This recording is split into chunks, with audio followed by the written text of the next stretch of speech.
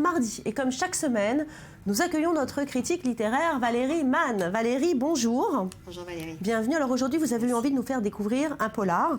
Ça s'appelle Les Sirènes Noires et c'est l'histoire d'un commissaire qui exerce à Paris. Et il a enquêté sur des affaires qui sont bien particulières puisqu'il parle de la traite des êtres humains.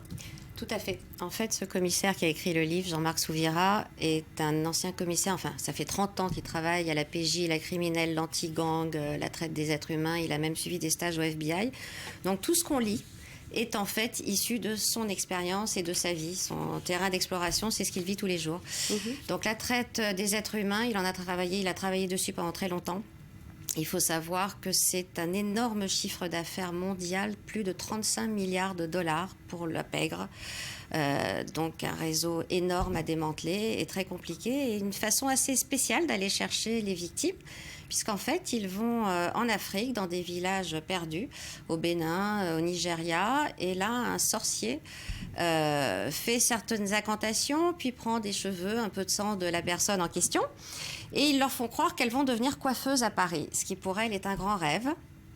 Et elles quittent leur famille en se disant qu'elles vont pouvoir leur apporter un peu d'aide financière, d'argent, s'alphabétiser, enfin faire plein de choses. Et au cours du voyage, les choses se passent beaucoup plus difficilement, viol et autres joyeusetés. Oui, parce que là, vous parlez des jeunes femmes, mais il y a aussi eu ces cas justement de jeunes hommes qu'on a été chercher dans les villages africains, à qui on a promis des carrières faramineuses de footballeurs, et on les trouve maintenant sous les ponts, à la porte d'Aubervilliers.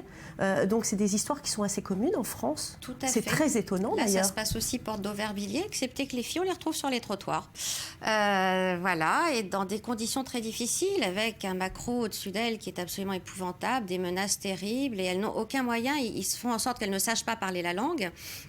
Ils ne puissent pas s'intégrer, elles n'ont bien évidemment pas de téléphone, quasiment aucune ressource, et puis les tiennent dans une dépendance effroyable pour qu'elles n'aient aucune solution de s'en sortir. Cynthia, c'est étonnant quand même que ça existe encore. Hein.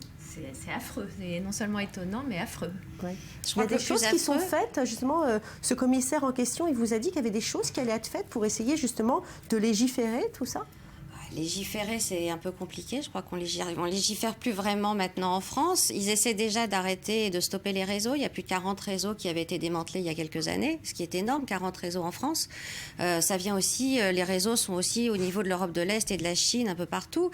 L'avantage de ces polars, c'est qu'en fait, on découvre vraiment cette vie qu'on ne connaît pas. C'est un voyage initiatique dans l'Afrique et les mythes vaudous, enfin des choses qu'on ne connaît absolument pas, et qui au XXIe siècle justement nous paraissent tout à fait aberrants, et c'est grâce à cette magie vaudou qu'ils réussissent à conserver les filles, à leur faire peur, à les terroriser. En tout cas, il y a un personnage chez cet auteur qui est absolument récurrent, comme un peu maigri en son temps. Exactement, il y a le commissaire Mistral qui en fait est extrêmement sympathique, est un père de famille, marié, donc avec une vie difficile. Je pense que Jean-Marc Souvira parle aussi un peu de lui à ce moment-là, parce que le commissaire est très seul, me disait-il.